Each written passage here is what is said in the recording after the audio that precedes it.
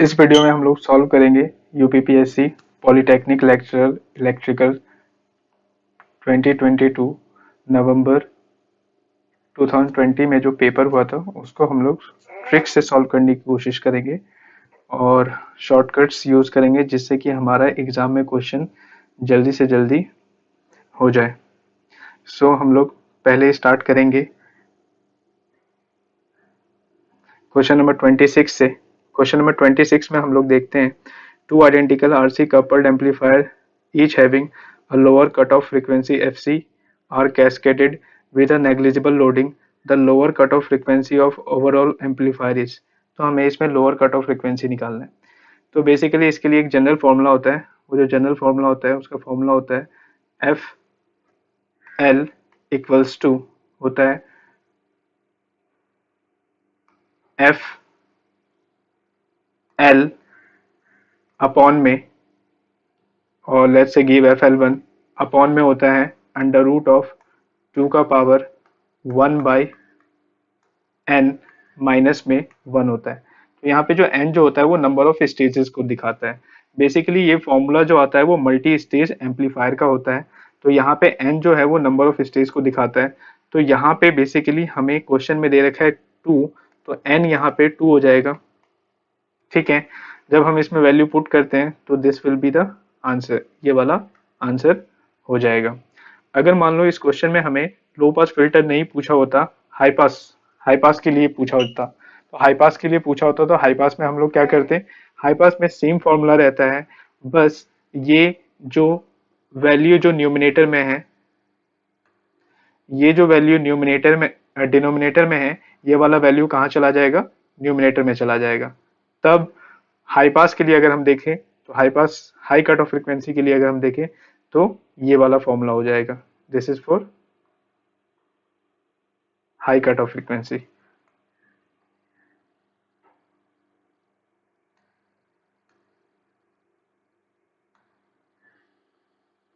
Next question हम लोग देखते हैं superposition theorem based on. Superposition theorem based on किस पे बेस्ड है सुपरपोजिशन थ्योरम? तो पहला ऑप्शन है only linear principle, second option है ओनली होमोजेनिटी प्रिंसिपल, तीसरा ऑप्शन है both linearity and homogeneity principle. तो इस क्वेश्चन में हमें बोला गया है कि कौन सा इसमें से करेक्ट है। तो इसमें हम लोग क्या देखेंगे, करेक्ट कौन सा है। तो करेक्ट निकालने के लिए हम लोग इसमें देखेंगे कि सुपरपोजिशन थ्योरम की प्रॉपर्टी क्या है। तो सुपरपोजिशन थ्योरम की प्रॉपर्टी क्या है कि वो लीनियरिटी भी होता है और होमोजेनिटी प्रिंसिपल को भी फॉलो करता है। तो आंसर इसका क्या हो जाएगा, थर्ड। इसका ड्रॉबैक भी होता है सुपरपोजिशन थ्योरम का। अगर हम इसके ड्रॉबैक की बात करें तो इसका ड्रॉबैक क्या है, अगर मैं इसके ड्रॉबैक की बात करूं तो इसके कुछ लिमिटेशंस हैं, ड्रॉबैक है, ये मेजर नहीं कर सकता। क्या मेजर नहीं कर सकता, पावर मेजर नहीं कर सकता, ये पावर को मेजर नहीं कर सकता। नेक्स्ट क्वेश्चन देखते हैं हम लोग अब। Question number 28, which of the following statement is correct? कौन सा स्टेटमेंट जो है इसमें से करेक्ट है? तो स्टेटमेंट करेक्ट, सबसे पहले हम लोग देखेंगे सारे स्टेटमेंट्स, तो स्टेटमेंट करेक्ट है क्यों वो भी देखेंगे।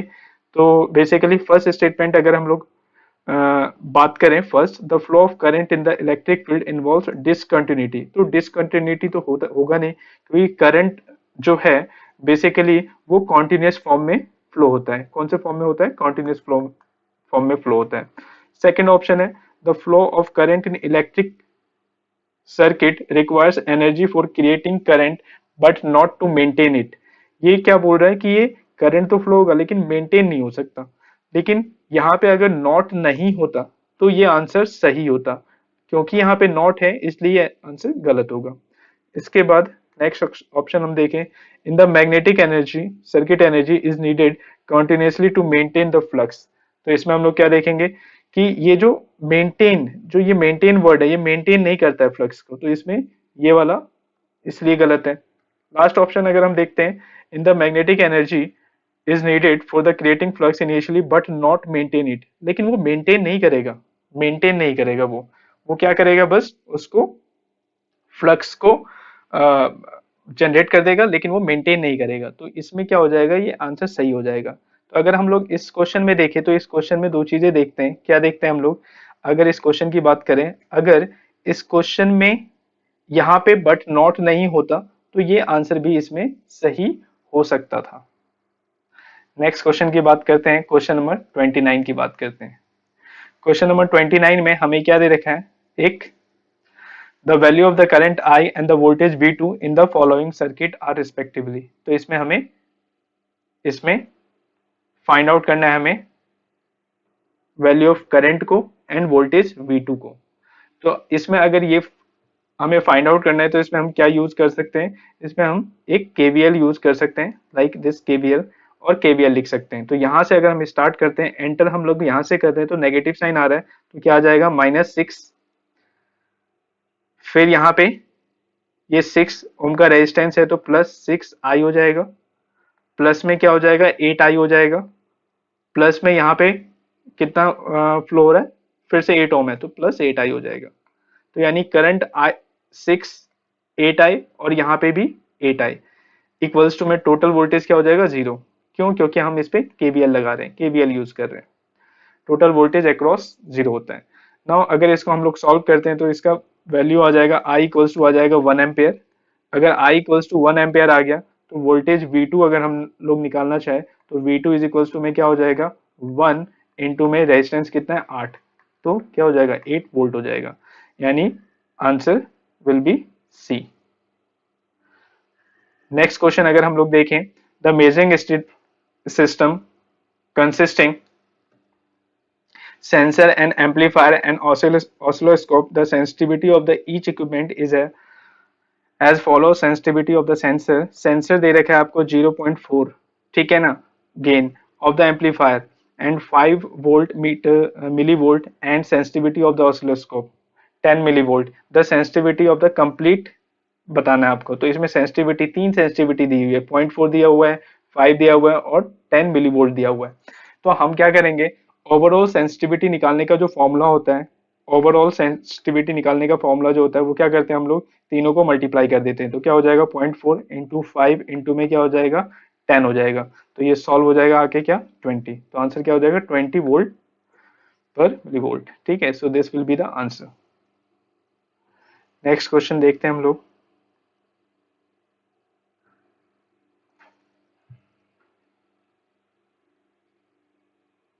नेक्स्ट क्वेश्चन है, 2 पॉइंट चार्ज Q1 दे रखा है, Q2 दे रखा है, Q1 दे रखा है और Q2 दे रखा है, और आर प्लेस्ड इस प्लेस पे है और इस प्लेस पे रखा हुआ है वो।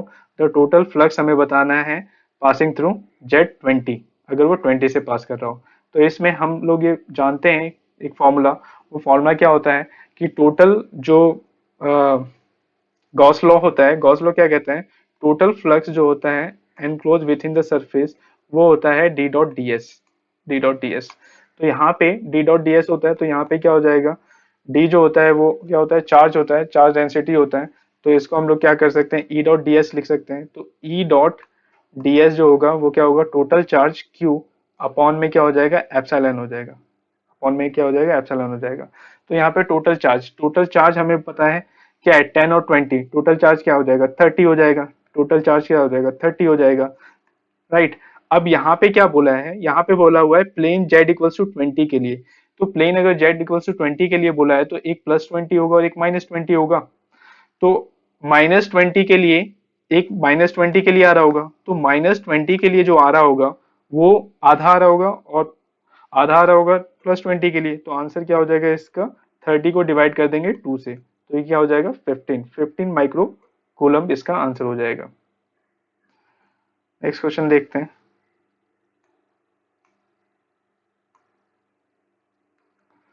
नेक्स्ट क्वेश्चन है, a current of -8 + 6 √2 sin omega t + 30 is passed through the 3 ammeter. They are centrally 0 PMMC meter, a true RMS meter and a moving iron meter. The respective reading in ampere will be। तो क्या होगा, तो हमें इसमें different different का पूछा हुआ है कि किस में क्या होगा। तो पीएमएमसी मीटर का पूछा हुआ है, तो पीएमएमसी हमें पता होना चाहिए ओनली मेजर करता है क्या, डीसी वैल्यू मेजर करता है। तो इसमें डीसी क्या है, ये वाला जो पोर्शन है ये डीसी है। तो हम ऑप्शन में देख सकते हैं, एलिमिनेट कर सकते हैं ए और बी को। तो इसका आंसर क्या हो जाएगा, या तो सी हो सकता है या तो डी हो सकता है। तो आंसर इसका पहला क्या हो जाएगा -8। तो -8 इसका आंसर एक हो गया। कि पीएमएमसी जो है वो -8 करेगा, क्योंकि ये डीसी मेजर करता है बस। फिर उसके बाद अगर आरएमएस और एम मूविंग आयरन कोर की बात करें तो इसके लिए फॉर्मूला होता है, क्या होता है फॉर्मूला, आई डीसी का स्क्वायर प्लस में आई नोट 2 अपॉन में दिस इज √2 का स्क्वायर, ये फॉर्मूला होता है। तो यहाँ पे क्या हो जाएगा, आईडीसी कितना दे रखा है इसमें हमें क्वेश्चन में अगर हम देखते हैं आईडीसी क्या दे रखा है 8, तो 8 8 जा क्या हो जाएगा 64 हो जाएगा, राइट। प्लस में 6 आई नोट क्या दे रखा है 6√2, तो 6√2 अपॉन में √2 का स्क्वायर हो जाएगा, तो √2 से √2 कैंसिल हो जाएगा, क्या आएगा 6, 6 6 जा 36, तो 64 प्लस क्या हो जाएगा 36 अंडर रूट, ये हो जाएगा √100, तो √100 का अगर निकालेंगे तो क्या आ जाएगा 10, तो ये आंसर हो जाएगा क्या 10 और 10। तो हम दोनों लोग देखते हैं इसमें 6 और 6 दे रखा है ऑप्शन सी में, लेकिन ऑप्शन डी में 10 और 10 दे रखा है, तो ये आंसर डी हो जाएगा। क्यों, क्योंकि आरएमएस मीटर और मूविंग आयरन मीटर का जो फॉर्मूला होता है वो सेम होता है। नेक्स्ट क्वेश्चन देखते हैं।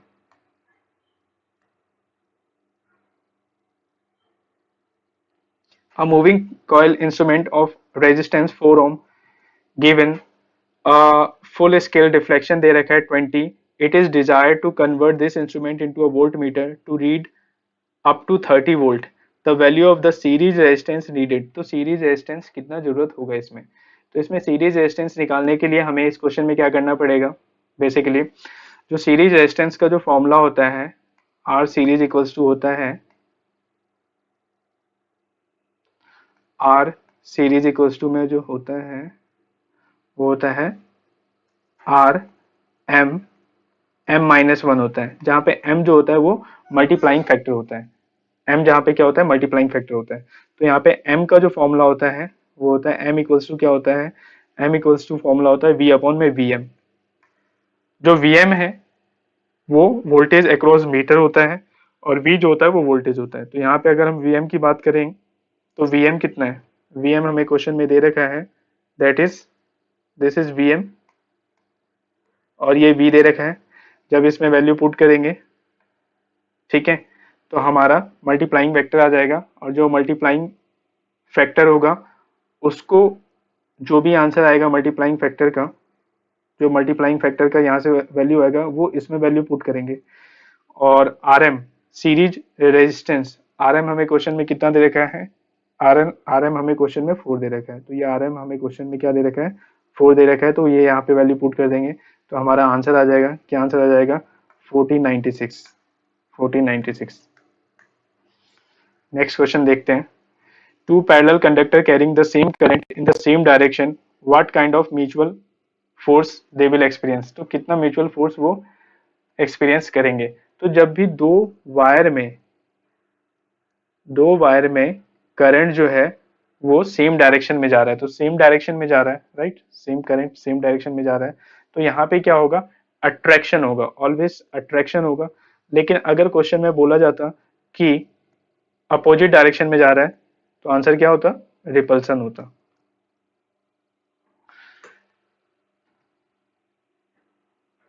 नेक्स्ट क्वेश्चन देखते हैं हम लोग, question number 35। A sphere of radius 0.1 meter has a charge of 0.0 microcoulomb. Which of the following value of the potential inside the sphere is valid? तो कौन सा इसमें से वैलिड है, ठीक है। तो इस पर्टिकुलर क्वेश्चन में हमें क्या निकालना है, पोटेंशियल निकालना है। तो पोटेंशियल का फॉर्मूला क्या होता है, V इक्वल्स टू होता है KQ/R होता है। तो यहाँ पे Q दे रखा है और यहाँ पे रेडियस R दे रखा है, राइट। और K का वैल्यू जो होता है वो हमें याद रखना होता है, क्या होता है वैल्यू 9 इंटू 10⁻⁹ होता है। तो जब ये सब वैल्यू इसमें पुट करेंगे तो वोल्टेज इक्वल्स टू आ जाएगा हमारा कितना 3600।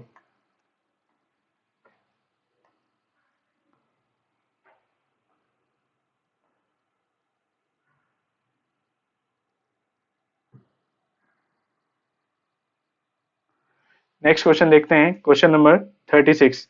क्वेश्चन नंबर 36 में दे रखा है, a current transform has 2 turns in the primary and 100 turns in the secondary windings. The secondary windings draws current 6 ampere, magnetizing ampere turns in 60 ampere. What is the actual transformation ratio? तो यहाँ से transformation ratio हमसे question में पूछा गया है। तो इसका डायरेक्ट फॉर्मूला होता है हमारे पास ट्रांसफॉर्मेशन रेशियो का हमारे पास डायरेक्ट फॉर्मूला होगा, वो डायरेक्ट फॉर्मूला यहाँ पे हम लोग रख सकते हैं बेसिकली। तो that formula is actual ratio का इक्वल्स टू होता है what, I1 upon I2। Question में हमें I2 जो है वो 6 एम्पेयर दे रखा है, तो क्वेश्चन में हमें I2 दे रखा है 6 एम्पेयर। हमें क्या निकालना है इसमें, I1 का वैल्यू निकालना है। हमें इसमें क्या निकालना है, I1 का वैल्यू निकालना पड़ेगा। तो I1 का वैल्यू निकालने के लिए हम लोग क्या करेंगे, सॉल्व करेंगे इसको। तो I1 का वैल्यू कैसे निकाल सकते हैं हम लोग, मैं ब्लू मार्कर से सॉल्व कर रहा हूँ। I1 का वैल्यू, I1 इक्वल्स टू में हम लोग फाइंड आउट करेंगे under root of N I2 का होल स्क्वायर प्लस में Im का स्क्वायर होता है, ठीक है। जहाँ पे n क्वेश्चन में क्या दे रखा है, n क्वेश्चन में हम लोगों को यहाँ पे बेसिकली दे रखा है नंबर ऑफ जो NI2 स्क्वायर प्लस में Im का स्क्वायर। नाउ इस पर्टिकुलर क्वेश्चन में हम लोग देखेंगे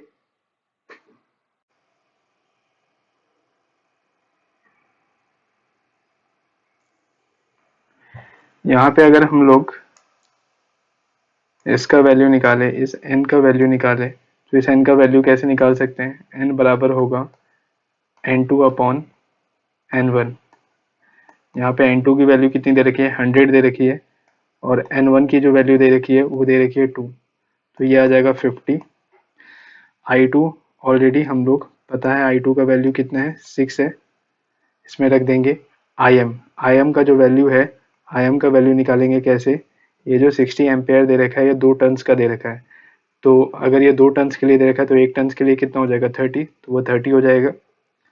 तो यहाँ पे ये सारा वैल्यू पुट करेंगे तो हम लोग का आंसर आ जाएगा यहाँ से 301 पॉइंट में आएगा 49। अब ये जो वैल्यू है ये I1 की जगह पुट करेंगे यहाँ पे 301.49, और ऑलरेडी यहाँ पे 6I2 हमें पता है, इसको सॉल्व करेंगे, डिवाइड करेंगे तो 50 समथिंग आएगा। तो आंसर जाएगा 50 पॉइंट समथिंग। तो क्या आंसर जाएगा, answer B option will be the answer. Next question देखते हैं। नेक्स्ट क्वेश्चन में हमसे बोला गया है in which bias condition zener diode is used as a voltage regulator. तो वोल्टेज रेगुलेटर के लिए पूछा गया है, तो वोल्टेज रेगुलेटर के लिए ऑलवेज हम लोग देख सकते हैं एक ही यूज होता है हम लोग का। जस्ट अ सेक,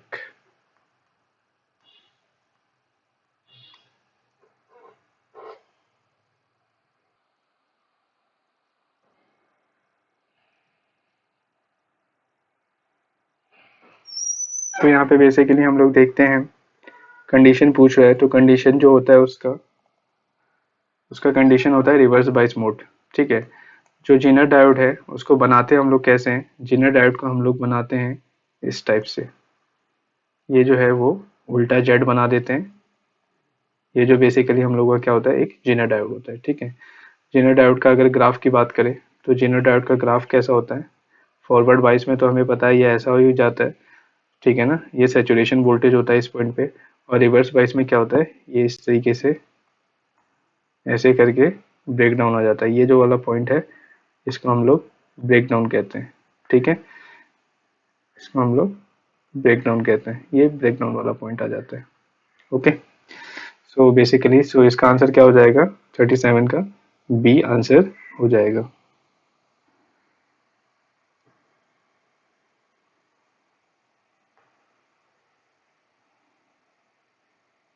अगर नेक्स्ट क्वेश्चन की हम लोग बात करेंगे, क्वेश्चन नंबर 38, एडीसी का commutative this compound, okay, motor delivers a rated torque of speed if the series field is short circuited then the armature current and the speed। तो इसमें जब भी कम्युलेटिवली की बात हो जाएगी, कब जब भी कम्युलेटिव का मतलब होता है ऐड करना, ठीक है, कम्युलेटिव का मतलब होता है ऐड करना। इसी के जगह अगर हमसे क्वेश्चन में क्या पूछा होता, डिफरेंट पूछा होता, ठीक है।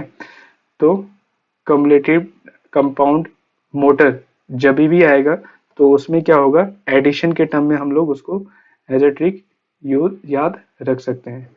तो अगर एडिशन के टर्म में अगर ये आता है तो एडिशन के टर्म में क्या हो जाएगा इसका आंसर, इसका आंसर हो जाएगा बोथ विल इंक्रीज, यानी कि इसमें दोनों चीज इंक्रीज हो जाएगा। ठीक है, एक होता है डिफरेंशियल कंपाउंड एम्पलीफायर, एक क्या होता है डिफरेंशियल कंपाउंड एम्पलीफायर। तो डिफरेंशियल कंपाउंड एम्पलीफायर अगर होता यहाँ पे तो क्वेश्चन क्या हो जाता, बोथ डिक्रीज हो जाता।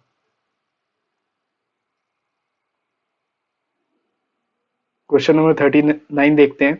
अ सीरीज रेजोनेंट सर्किट एल दे रखा है और सी दे रखा है और आर हमें फाइंड आउट करना है, बैंडविड्थ दे रखा है। तो हमें फॉर्मूला पता होना चाहिए।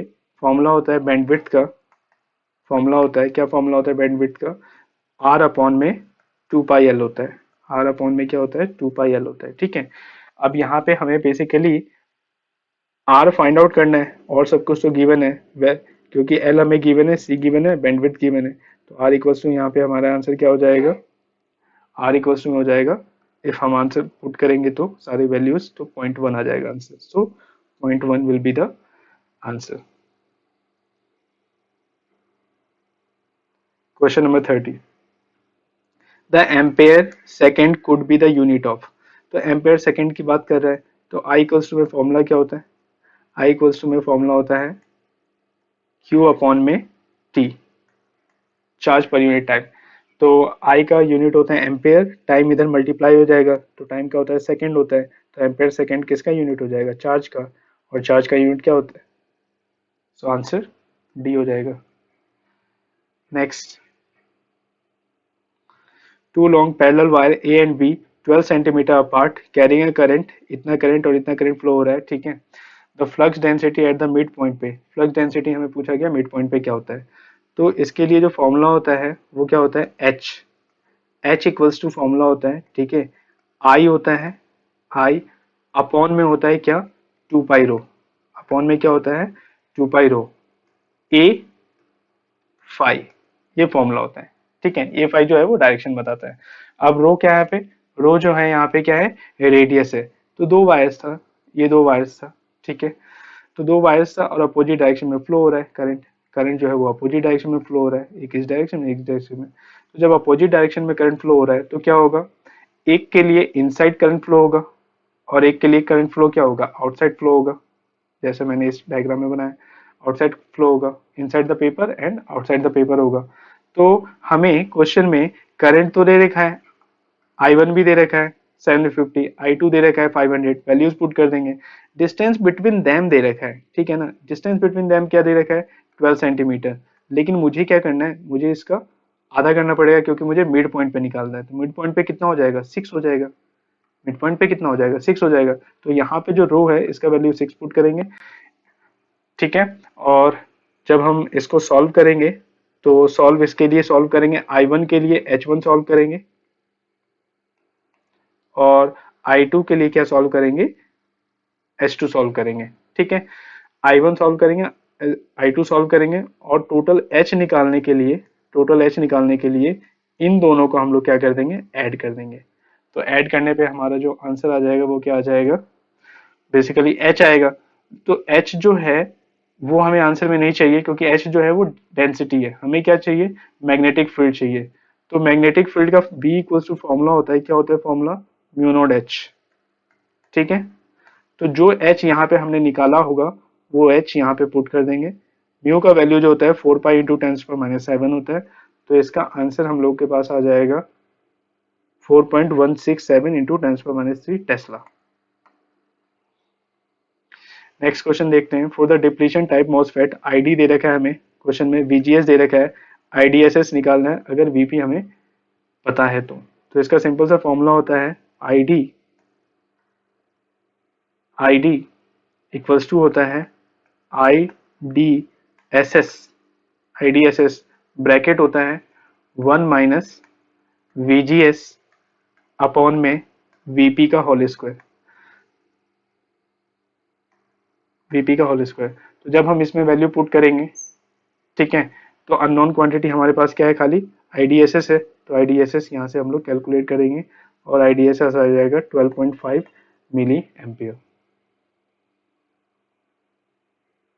नेक्स्ट क्वेश्चन देखते हैं, द परसेंटेज लिमिटिंग एरर दे रखा है हमें in the case of instrument reading 10 ampere दे रखा है, 0 से 200 एम्पियर दे रखा है, having a guaranteed accuracy of 1% full scale.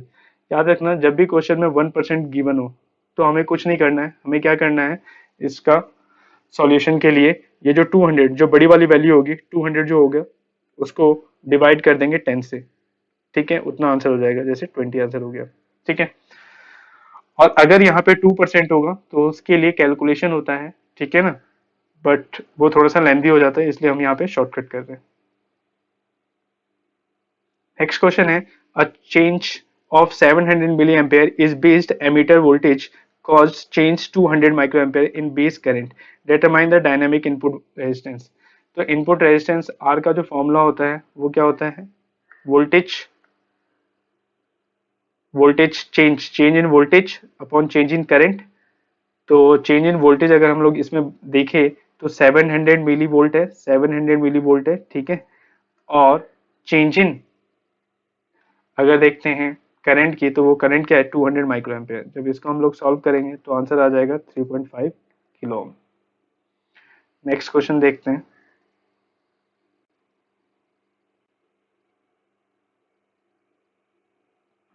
The Q meter work on the principle of, Q meter कौन से प्रिंसिपल पे वर्क करता है, तो क्यू मीटर जो है वो वर्क करता है on the principle of series resonance, series resonance पे वर्क करता है क्यू मीटर, ठीक है। क्यू मीटर एक इंस्ट्रूमेंट होता है जो कि हम लोग फाइंड आउट करते हैं, क्या क्या फाइंड आउट करते हैं, इससे क्वालिटी फैक्टर फाइंड आउट करते हैं, क्वालिटी फैक्टर फाइंड आउट करते हैं। अगर मान लो हमें क्वालिटी फैक्टर निकालना है सीरीज और पैरेलल का, तो सीरीज और पैरेलल के बीच में क्वालिटी फैक्टर का रिलेशन है क्यू सीरीज जो होता है वो इक्वल्स टू होता है 1 अपॉन में क्यू पैरेलल। यानी कि अगर आपको क्वालिटी फैक्टर सीरीज का पता है तो क्वालिटी फैक्टर पैरेलल का निकाल सकते हो रिवर्स करके। If the temperature increase then the conductivity of the semiconductor is, तो क्या होगा, सेमीकंडक्टर इंक्रीज करेगा। तो क्यों, क्योंकि सेमीकंडक्टर जो होता है वो पॉजिटिव टेम्परेचर कॉफिशिएंट होता है, और पॉजिटिव टेम्परेचर कॉफिशिएंट होने की वजह से इसका जो बेसिकली कंडक्टिविटी जो होता है वो इंक्रीज हो जाता है। एक और रीजन दे सकते हैं कि इंक्रीज टेम्परेचर होने से इसमें इलेक्ट्रॉन होल पेयर जनरेट होगा, और इलेक्ट्रॉन होल पेयर जनरेट होने से क्या होगा, ज़्यादा से ज़्यादा इसकी कंडक्टिविटी इंक्रीज होगी। मेटल के केस में अगर देखें तो मेटल का क्या होता है, टेम्परेचर कोफिशिएंट नेगेटिव होता है, और एक्सट्रिंसिक सेमीकंडक्टर का भी नेगेटिव होता है। Next question, the point of ampere law is given by, ampere law की बात करें, एम्पेयर मतलब करंट से रिलेटेड है, और करंट से रिलेटेड है तो बेसिकली इसमें करंट से रिलेटेड है और मैग्नेटिक फील्ड से रिलेटेड है। तो करंट और मैग्नेटिक फील्ड दोनों का कॉम्बिनेशन होना चाहिए, तो ये करंट डेंसिटी है, ये करंट डेंसिटी है, और एच जो है वो मैग्नेटिक फील्ड इंटेंसिटी है। तो ऑप्शन क्या हो जाएगा इसका, बी हो जाएगा। ऑप्शन क्या हो जाएगा, बी हो जाएगा। पॉइंट फॉर्म, पॉइंट फॉर्म का मतलब कहने का क्या है, डिफरेंशियल फॉर्म, डिफरेंशियल फॉर्म कहने का मतलब है अगर हमसे कर्ल ऑफ वी बोला होता, कर्ल ऑफ वी, तो कर्ल ऑफ वी करके कोई हम लोगों के पास formula, basically curl of V जो है कोई फॉर्मूला नहीं होता है कर्ल ऑफ वी करके। कर्ल ऑफ डी अगर बोला जाए तो कर्ल ऑफ डी करके भी कोई फॉर्मूला नहीं होता, और कर्ल ऑफ बी बोला जाए तो कर्ल ऑफ बी करके भी कोई फॉर्मूला हम लोग के पास नहीं होता है।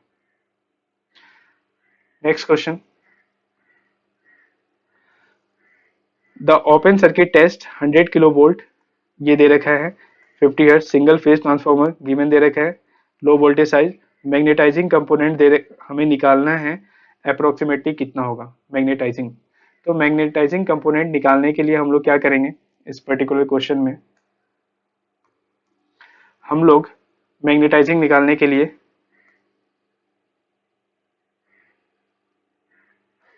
ये वाला जो वैल्यू है, दिस वैल्यू, ये हमें पावर दे रखा है, राइट, दिस इज पावर, तो डब्ल्यू नोट से डिनोट कर देते हैं वॉट। और इसके बाद ये जो 200 वोल्ट दे रखा है ये ले लेते हैं हम लोग, लो साइड का है तो प्राइमरी साइड का V1 ले लेते हैं। ये जो है 90 एम्पेयर करंट है, तो ये 90 एम्पेयर करंट जो दे रहा है इसको हम लोग ले लेते हैं I0, जो कि आमीटर रीडिंग पे दिखा रहा है, ठीक है, आई नोट। नाउ इस क्वेश्चन को अगर हम लोग सॉल्व करें तो इस क्वेश्चन में बेसिकली हम लोग अगर आई फाइंड आउट करें तो अगर आई फाइंड आउट करना चाहते हैं, किससे हम लोग आई फाइंड आउट करना चाहते हैं? आई फाइंड आउट करना चाहते हैं पावर से, जो पावर है 5 वोट किलो वोट अपॉन में जो हमारा वोल्टेज है 200। तो इससे आई आई मिल जाएगा और आई का वैल्यू कितना आ जाएगा हमारे यहाँ से 25 एम्पेयर आ जाएगा, ठीक है। आई क्या आ जाएगा? 25 एम्पेयर आ जाएगा। तो ये जो आई है 25 और आई नोड हमें दे ही रखा है, तो हम लोग एक फॉर्मूला यूज कर सकते हैं, आई नोड का स्क्वायर, आई नोड जो हमें दे रखा है 90 बराबर होता है आई एम, मैग्नेटाइजेशन निकालना है हमें, का स्क्वायर प्लस में ये वाला जो आई निकाला है आई स्क्वायर। ओके, जब हम इसमें वैल्यूज पुट करेंगे तो इसमें जब वैल्यू हम पुट करेंगे तो हमारा आई एम फाइंड आउट होके आ जाएगा, that I am will be 86, I am will be 86 जो इस ऑप्शन में है। और हमारा पहले ही 25 आई जो आ रहा था, ठीक है, 25 जो हो रहा था वो 25 B first option third option में हमें दिख रहा है, so this will be the answer. Next question देखते हैं। Spherical charge density distribution given by rho V दे रखा है, rho V naught 1 minus R square by A square, R less than A के लिए, और रो वी जीरो दे रखा है, R A greater than zero के लिए। तो हमें टोटल चार्ज और मैक्सिमम इलेक्ट्रिक फील्ड निकालना है। तो इस क्वेश्चन में कुछ नहीं करना है, बेसिकली इस क्वेश्चन में हम लोग क्या करेंगे, फॉर्मूला होता है, क्या फॉर्मूला होता है, क्यू, टोटल क्यू जो होता है वो क्या होता है, total charge enclose rho V. तो रो वी हमें दे रखा है डीवी, तो रो वी हम लोग इसमें वैल्यू में पुट कर देंगे, यहाँ से हमारा क्यू आ जाएगा, ठीक है ना, यहाँ से हमारा क्यू आ जाएगा ना, वो क्यू आने के बाद वैल्यू क्यू आ जाएगा, सॉल्व कर लेंगे हम इसको, सॉल्व करने पे 8/15 आ जाएगा, ठीक है, 8/15 पाई रो ए नोट क्यूब, इस इंटीग्रेशन को सॉल्व करोगे तो आ जाएगा। अब ये जो क्यू वैल्यू है, इस क्यू वैल्यू से हम लोग फाइंड आउट कर लेंगे क्या, इलेक्ट्रिक फील्ड। तो इलेक्ट्रिक फील्ड कैसे निकालेंगे, हमें वैल्यू पता है, क्या पता है हमें value, Gauss law. Gauss law क्या कहता है, E dot D S is equals to क्या होता है, टोटल चार्ज क्यू अपॉन में एप्सिलॉन होता है। तो ये वाला जो वैल्यू है, ये वाला जो वैल्यू है,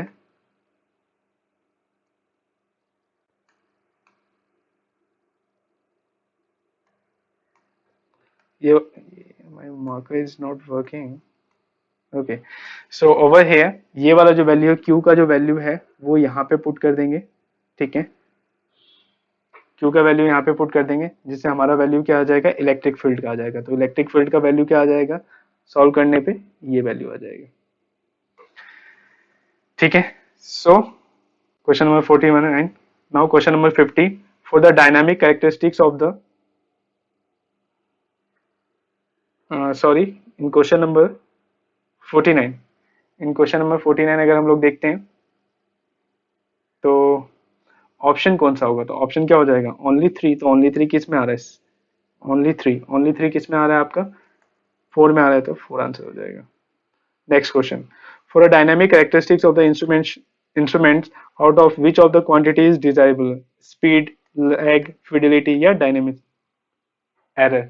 तो इसमें क्या होता है, इसमें हमें क्या चाहिए, फर्स्ट स्पीड चाहिए, जो पॉजिटिव टर्म है वही तो चाहिए होगा ना डिजायरेबल, तो ये स्पीड पॉजिटिव को दिखा रहा है, लैग होना नेगेटिविटी को दिखाता है, ये नहीं चाहिए। फिडिलिटी, फिडिलिटी क्वालिटी से रिलेटेड है, ये चाहिए। और इसमें हमें और क्या चाहिए होता है, डायनामिक एरर नहीं चाहिए, नेगेटिविटी को शो करता है। तो ऑप्शन क्या हो जाएगा, फर्स्ट एंड थर्ड। और भी कैरेक्टरिस्टिक्स की अगर हम बात करें तो उसमें क्या आता है, एक्यूरेसी आता है, प्रिसीजन आता है, एक्यूरेसी आता है, प्रिसीजन आता है, सेंसिटिविटी आता है, लीनियरिटी आता है, रिप्रोडक्टिबिलिटी, रिप्रोड्यूसिबिलिटी आता है, रिपीटेबिलिटी आता है, थ्रेशोल्ड आता है, ड्रिफ्ट आता है, स्टेबिलिटी आता है, टॉलरेंस आता है। ये सारे के सारे क्या हैं, बेसिकली जो है करेक्टरिस्टिक्स हैं, ठीक है, ये सारे के सारे क्या हैं, करेक्टरिस्टिक्स में आते हैं। सो नेक्स्ट पार्ट में हम लोग नेक्स्ट 50 क्वेश्चंस जो है बेसिकली नेक्स्ट पार्ट में हम लोग इस क्वेश्चन नंबर 25 तक कर चुके हैं। नेक्स्ट पार्ट में हम लोग क्वेश्चन नंबर 26 से 50 करेंगे। ठीक है, ऐसे करके 4 पार्ट्स में हम लोग ये सारा सॉल्व कर लेंगे ये पेपर। और अगर आपको कोई डाउट हो तो आप मुझसे टेलीग्राम में जुड़ सकते हैं और अपने डाउट मुझसे शेयर कर सकते हैं। Please subscribe. Thank you.